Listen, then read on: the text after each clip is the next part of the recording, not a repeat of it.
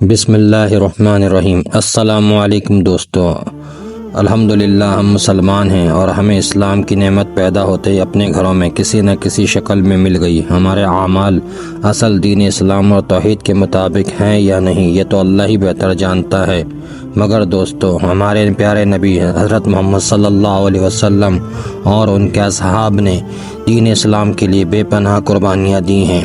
آج کے دور میں اگر ہم ان تکالیف اور مظالم کے بارے میں سوچیں تو ہمارے رونگٹے کھڑے ہو جائیں۔ ہم تصور بھی نہیں کر سکتے ان حالات کا اپنی زندگی میں، مگر ہمارے پیارے نبی صلی اللہ علیہ وسلم اور ان کے ماننے والوں نے توحید کی سربلندی اور دین اسلام کی خاطر ہر طرح کے ظلم برداشت کیے۔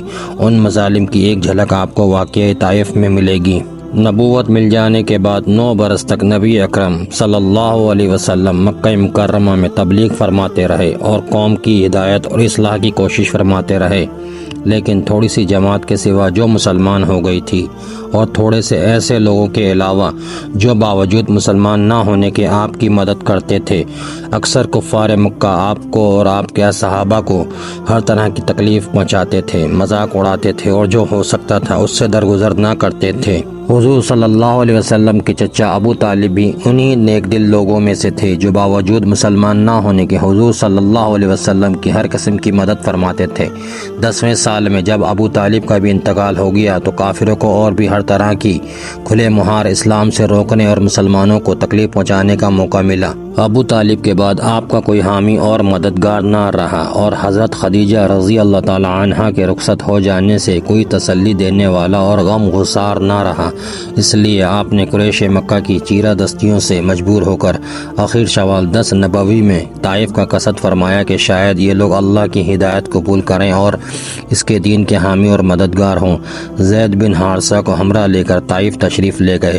عبدیال، لیل، مسعود، حبیب ان تینوں بھائیوں پر جو وہاں کے سرداروں میں سے تھے اسلام پیش کیا۔ بجائے اس کے کہ کلمہ حق کو سنتے نہایت سختی سے آپ کو جواب دے دیا۔ ایک نے کہا کیا خدا نے کعبے کا پردہ چاک کرنے کے لیے تجھ کو نبی بنا کر بھیجا ہے؟ ایک نے کہا کیا خدا کو اپنی پیغمبری کے لیے تمہارے سوا اور کوئی نہیں ملا؟ ایک نے کہا خدا کی قسم میں تم سے کلام ہی نہ کروں گا۔ اگر واقعی میں اللہ نے تجھ کو رسول بنا کر بھیجا ہے تو تیرے کلام کا رد کرنا سخت خطرناک ہے، اور اگر تم اللہ کے رسول نہیں تو پھر قابل خطاب نہیں۔ اور بعد ازاں اوباش اور بازاری لڑکوں کو اکسا دیا کہ وہ آپ پر پتھر برسائیں اور آپ کی ہنسی اڑائیں۔ ظالموں نے اس قدر پتھر برسائے کہ آپ زخمی ہو گئے۔ جب آپ زخموں کی تکلیف سے بیٹھ جاتے تو یہ بدنصیب آپ کے بازو پکڑ کر دوبارہ پتھر برسانے کے لیے کھڑا کر دیتے اور ہنستے۔ زید بن حارثہ رضی اللہ تعالی عنہ جو اس سفر میں آپ کے ہمراہ تھے وہ آپ کو بچاتے اور یہ کوشش کرتے کہ جو پتھر بھی آئے وہ بجائے آپ کے مجھ پر گرے۔ اس میں زید بن حارثہ کا تمام سر زخمی ہو گیا اور آپ کے پاؤں اس قدر زخمی ہو گئے کہ ان سے خون بہنے لگا۔ طائف سے واپسی میں عتبہ بن ربیعہ اور شیبہ بن ربیعہ کا باغ پڑتا تھا، وہاں ایک درخت کے سائے میں دم لینے کے لیے آپ بیٹھ گئے اور یہ دعا مانگی، اے اللہ تجھے سے شکایت کرتا ہوں میں اپنی کمزوری اور بے کسی کی اور لوگوں میں ذلت اور رسوائی کی۔ اے ارحم الراحمین تو ہی ضعفاء کا رب ہے اور تو ہی میرا پروردگار ہے۔ تو مجھے کس کے حوالے کرتا ہے؟ کسی اجنبی بیگانے کے جو مجھے دیکھ کر ترش روح ہوتا ہے اور منہ چڑھاتا ہے، یا کہ کسی دشمن کے جس کو تو نے مجھ پر قابو دے دیا؟ اے اللہ اگر تو مجھ سے ناراض نہیں ہے تو مجھے کسی کی بھی پرواہ نہیں ہے، تیری حفاظت مجھے کافی ہے۔ میں تیرے چہرے کے اس نور کے طفیل جس سے تمام اندھیریاں روشن ہو گئیں اور جس سے دنیا اور آخرت کے سارے کام درست ہو جاتے ہیں، اس بات سے پناہ مانگتا ہوں کہ مجھ پر تیرا غصہ ہو یا تو مجھ سے ناراض ہو۔ تیری ناراضگی کا اس وقت تک دور کرنا ضروری ہے جب تک تو راضی نہ ہو۔